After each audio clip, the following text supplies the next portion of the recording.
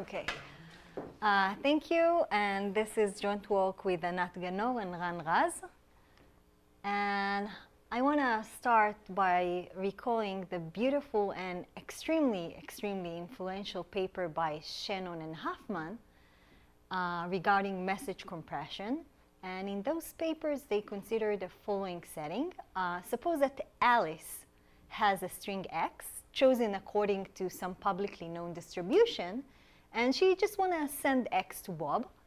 And the question is, how many bits does she need to send to Bob? And the answer is, of course, she needs to send h of x bits, where h is the entropy function. So this is very nice, and actually what it means is that every message can be compressed to its information content.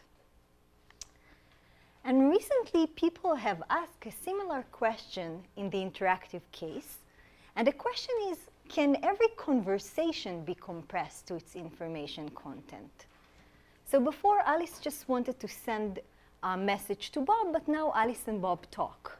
So Alice sends a message, and Bob replies, and so on. Can we compress this whole conversation?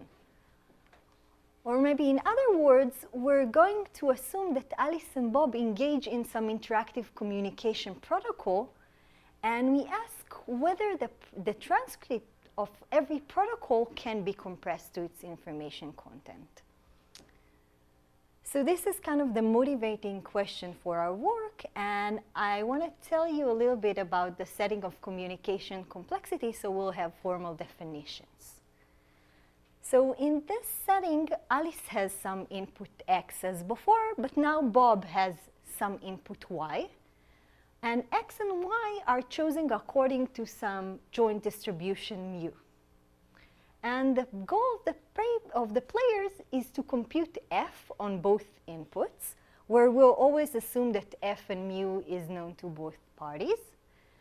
And the question is, again, how many bits do they need to exchange? So what is the length of the conversation? We'll use the randomized communication complexity setting, where we allow the players to use public and private randomness, so they can flip some coins if they want. And we only expect them to compute f with probability at least 2/3.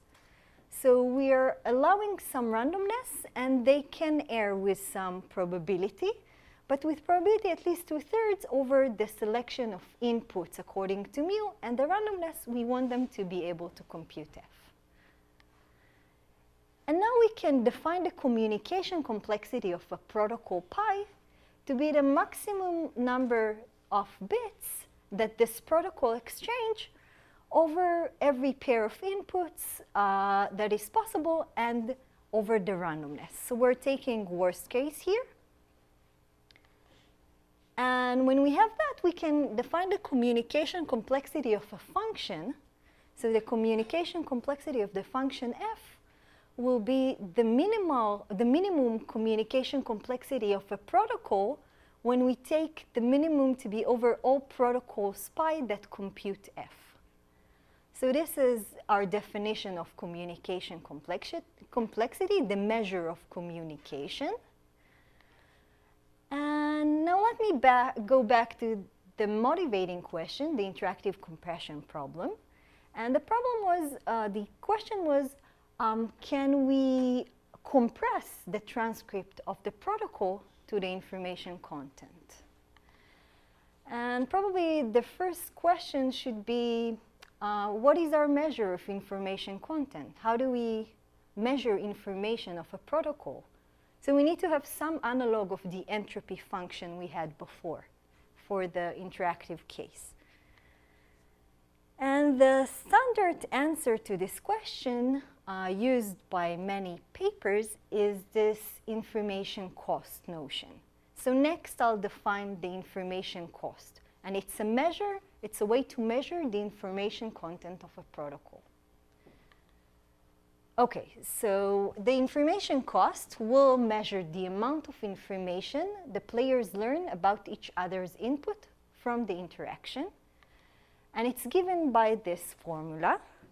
So let's parse it. So here we have the information cost of a protocol. And x, y, and pi, this is capital pi, are random variables. X and y are sampled according to the joint distribution mu. And capital pi will denote the transcript of little pi. So let's parse this formula. We have two terms. The first term corresponds to Alice, and it measures the amount of information she learns about y from the transcript pi. And it reads the mutual information between pi and y given x. So basically, we want to know the amount of information that pi reveals about y, assuming that we already know x. And this describes what Alice learns. And we have the same term for Bob, the mutual information between pi and x given y, because Bob already knows y, and we want to know how many bits of information does pi give him about x.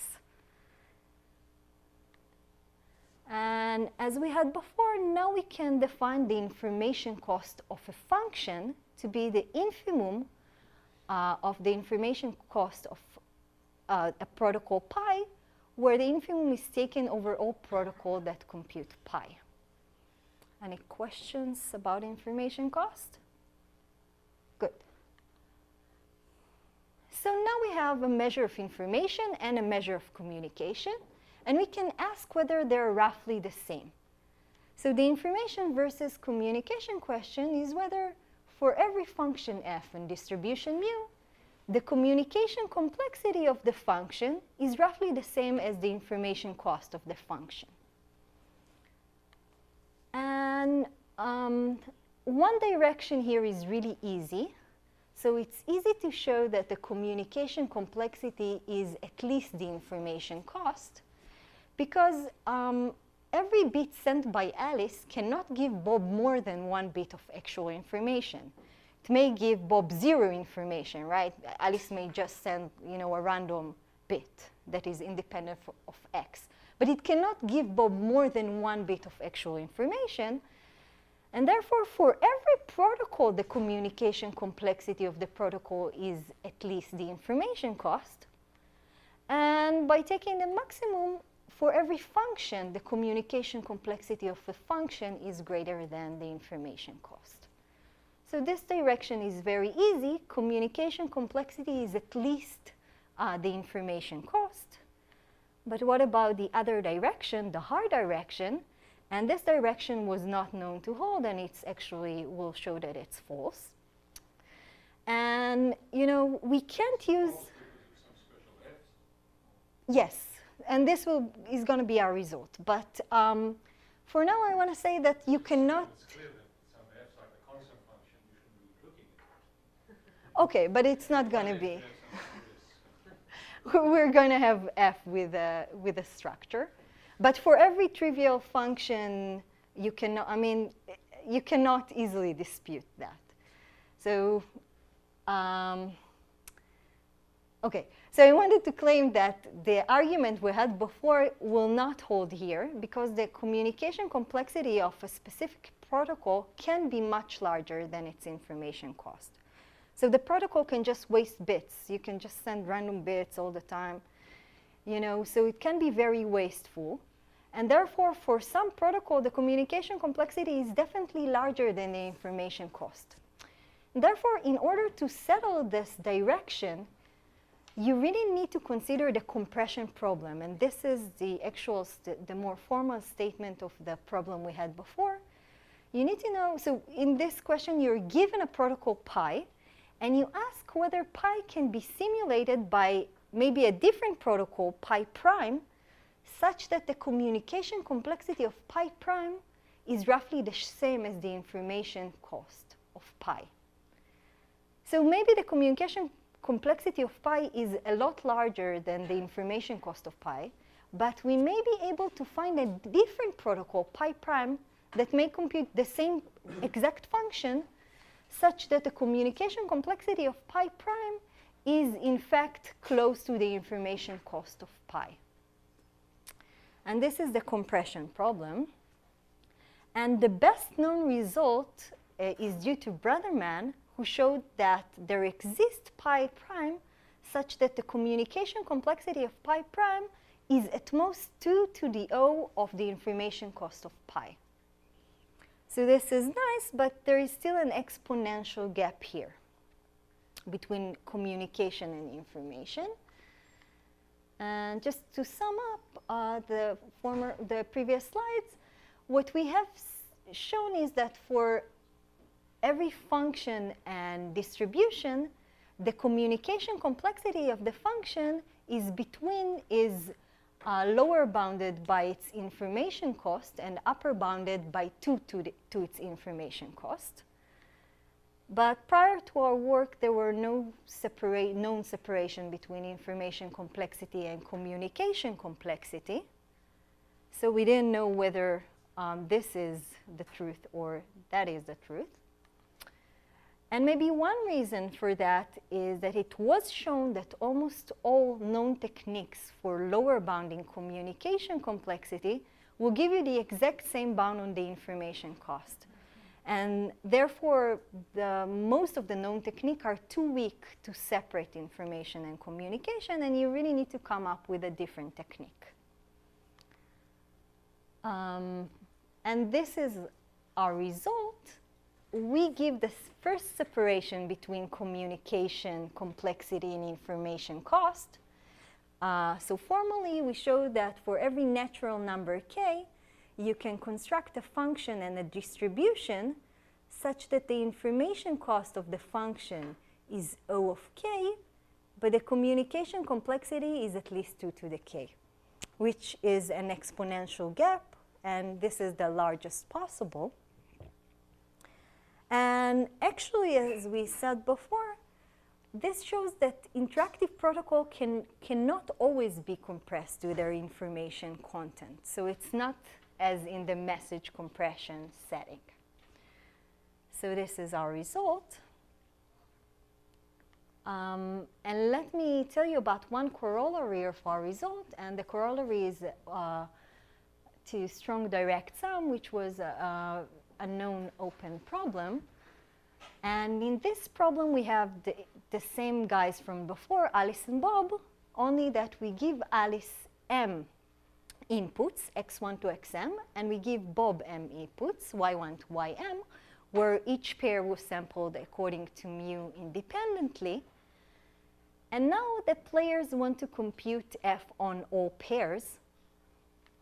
So is the output of that a 0, 1 output? Let's assume Boolean functions, yes. But you can think about it in other settings. And the strong direct sum problem is, does this require, so if you want to compute m copies, the m copies simultaneously, would it require m times the communication needed to solve a single copy? So, of course, it can take more than n times a single copy, because you can compute every copy separately. But maybe you can do something more clever and kind of compute everything together for a cheaper price. And this problem was known to be tightly connected to compression. And actually, a corollary of our result is that strong direct sum does not hold. So sometimes you can save on communication when you compute m copies together. Okay, so this is all I have.